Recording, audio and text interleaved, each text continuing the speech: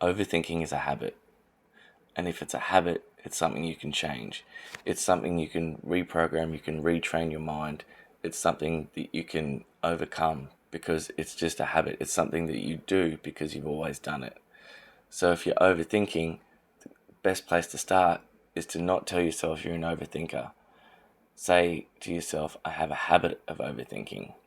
And then you start to flip that identity and you start to tell your brain that, okay, so if I'm not associating that label of an overthinker with my personality, my identity, I'm associating that I have a habit of overthinking, then it starts to associate in your brain that you can change it. There are a few things that you can do to help speed up the process and to help train your mind. And it's like an athlete who maybe they're a runner, but they've also got good nutrition. They've got a training schedule. They do weights. They do different things. And they've got different frameworks and systems that support their event of running. So a few things, I'll go over them. The first one is journaling. I can't recommend journaling enough. It dumps everything out of your brain and puts it into a book, puts it into a bit of paper. You can use your phone, you can use your computer, but for me, writing things down, taking the time to sit down and write on a bit of paper in a book actually helps get everything out of my brain. And journaling isn't just about journaling your feelings or events or what you're thinking. My journal captures my whole life. It's got frameworks and systems for capturing ideas. It's got ideas, it's got YouTube video ideas, it's got strategies for my business. It captures events and it captures things that happened. I take notes on lectures. I plan and track my life in my journal. And all my frameworks and systems for my life started out as a journal entry, as a journal thought. So it's the foundation of those building blocks that I put on top of each other to build my life out.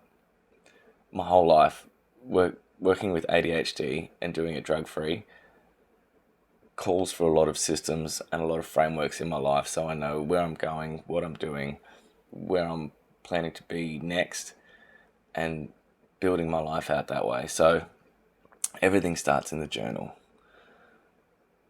There's nothing wrong with journaling, and it will change your life. It's a place for reflection and a place to put all your thoughts, so you don't have to wear them in your brain. You don't have to carry them around in your brain all the time, and it just unloads everything. The second point is awareness. So being aware of your thoughts. And it's easy to go through life on autopilot. I still do it. I'll still be on autopilot and I'll just get on a train of momentum of thoughts and not even realize it. And all of a sudden I'll come to and I'll think, oh, I was in a weird thought pattern then, the weird thought train. It's so easy to go through life on autopilot, especially if you're working, if you're doing a job that you can just do without thinking about it. It's easy for your brain to just be going in the background. Nighttime is a whole other thing. I'll go over that at some point. But once you're aware and you're aware of your thoughts, redirect them. Redirect your thoughts. So grab that thought and go, okay, this is what I'm thinking. This is what I want to think about, and just redirect it to something else. You might notice your feelings first before you notice your thoughts. So you'll be feeling anxious or depressed, or you'll be feeling energetic, or there'll be something going on in your body. You'll notice that first before you notice your thoughts, 9 times out of 10. So if you're feeling a certain way, that's when you grab that feeling and you go, okay, why am I thinking this? So pay attention to how you feel. If you're thinking something negative, if you're feeling in a negative space energetically, you're probably catastrophizing. You're probably making things bigger than what they actually are. So one of those little tricks, especially with anxiety, is to start asking yourself why. And just keep asking yourself why again and again and again until you get to an answer where your brain will go, oh, what am I thinking about this for then? This is stupid. So it might be something like, you might start off and you're anxious about, this person hates me.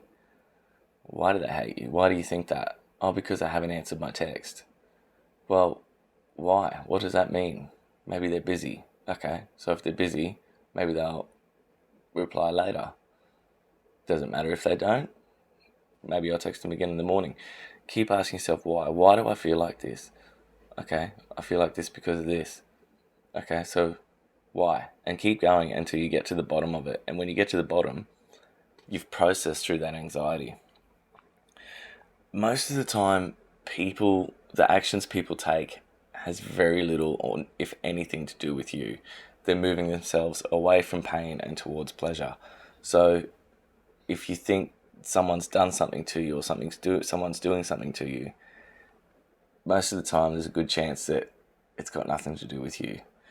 And when you start letting things go and not worrying about what other people think, not worrying about what other people are going to do, you just start focusing on your own life, it's easy to just not think about that stuff and unload it. So there's a way to work through anxiety. There's a way to work through that overthinking.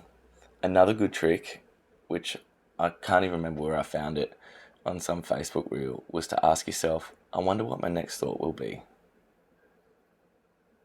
And then there'll be silence. 9 times out of 10, there'll just be silence because your brain will just go, well, I don't know. How am I supposed to know what your next thought's going to be? So just being aware of how you're feeling, what you're thinking, and then processing that by asking yourself why, and be curious about it. Instead of letting it get to you and going through that momentum, be curious about what you're thinking. Why am I thinking that? That's a weird thought. That's a strange thing. That's interesting. Be fascinated with it. Point number 3 is focus on what's going well in your life. And again, this is where journaling can help, because our brain notices more negative things than it does positive things. So every time you do something good or achieve something, your brain's going to forget that before too long.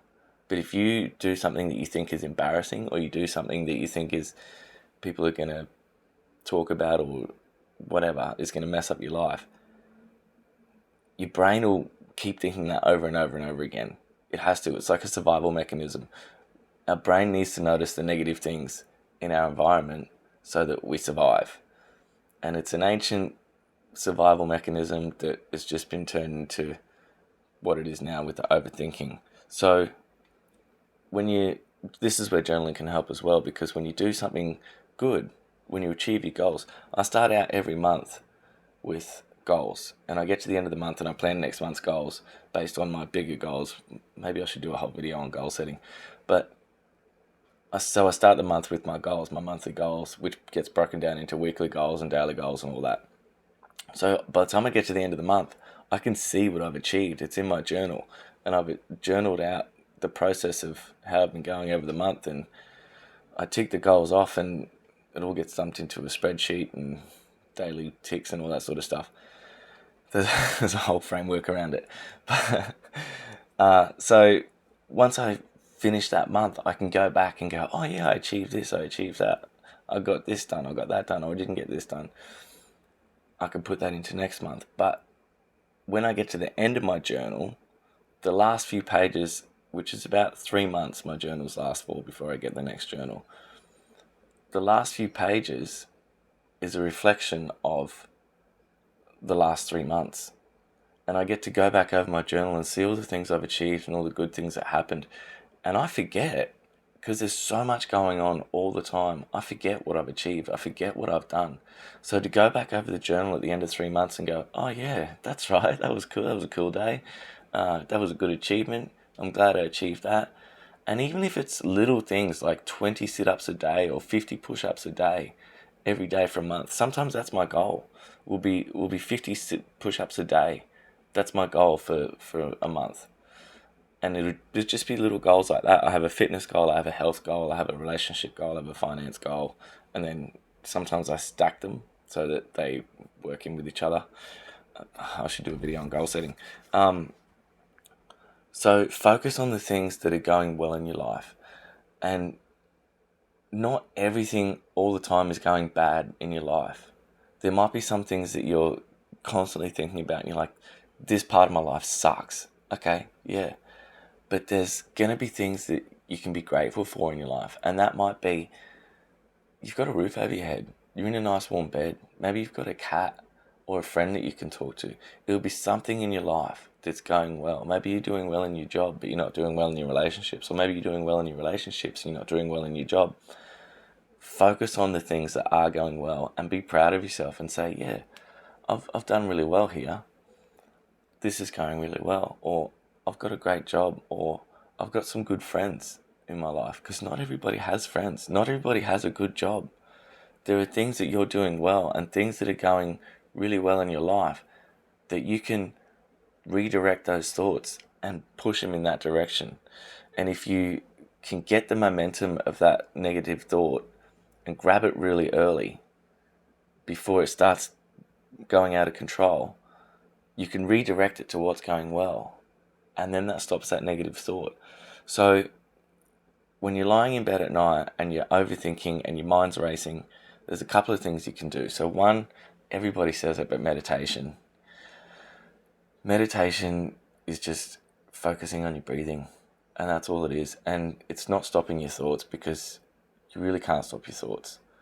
And you might stop them for a couple of seconds, and then you start thinking, and then you be aware that you're thinking, and you go, oh, I'm thinking, okay, focus back on my breathing. There's a really good Alan Watts meditation on YouTube. Look that up. It's just called Alan Watts meditation, I think. It's about 15 minutes. He can explain it better than I can. Theta waves.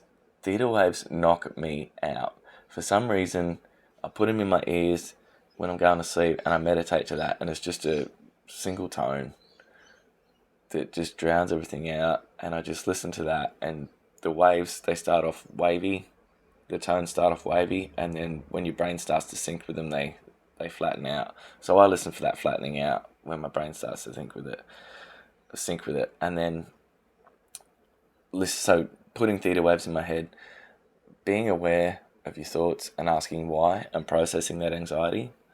And I'm at the point now where if I start to get anxious about something and I'm feeling that anxiety, I get excited, because it means I've got something to process, I've got something to work through. And I like working through it, because I sit with it and I feel it in my body and I feel where that sensation is. And then I break it down and start asking why. Why do I feel this way? Why do I think that? Well, why do I think that? Why do I feel like that? And I get excited about the anxiety, because it doesn't last long now. If it comes, I can process it and I can get rid of it, and it's done. Feelings want to be felt. Their emotions want to be processed. And if you work through them and let them go, because it's just energy in motion. Emotion is just energy in motion. So if you let that emotion, that energy in motion, go through its motion, it just disappears. So when you're lying in bed at night, put your theta waves in, focus on your breathing, do your meditation, and process what you've got to process. Also, that's where exercise can help, because getting up and running early in the morning, so I start my day super early. By the time I get to bed, I've got a set bedtime every single night. By the time I get to bed, I'm exhausted and I'm ready for sleep most of the time anyway. You can go past that and be overtired, and then that's when things really start thinking. But it's just processing, going through the motion, retraining your brain, journaling, better habits, coming up with better habits. I could do so much more about nutrition and exercise and how that plays on your emotion, your anxiety, but this is already getting a little bit long. I hope that helps. Throw some comments down. Throw your opinions in, because your comments and your feedback really helps to redirect these videos and make them as good as I can. In fact, this video came about because someone asked in a comment how you deal with overthinking. So thank you so much for that. Keep going. You're doing well. You're kicking ass, and I love seeing how far you guys are coming. I love seeing the comments that you're 3 days off substances, or you're 5 days off. Like, you guys are doing so much better than you even realize. And I just love that you're taking inspiration and you're taking the lead and leadership in your own life. and doing so well with it. I'm proud of you guys, and you impressed me so much. So thanks. See you soon.